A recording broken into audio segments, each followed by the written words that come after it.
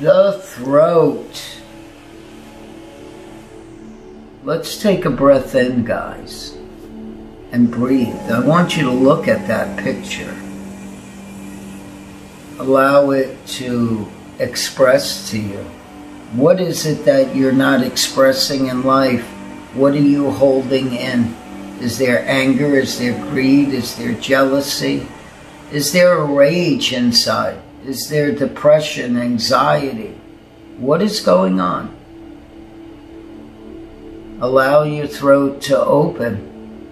Allow it to express. Even if you cannot say things to certain people, write it down on a sheet of paper and express it. Don't express anything negative, just in a good sense. Express yourself.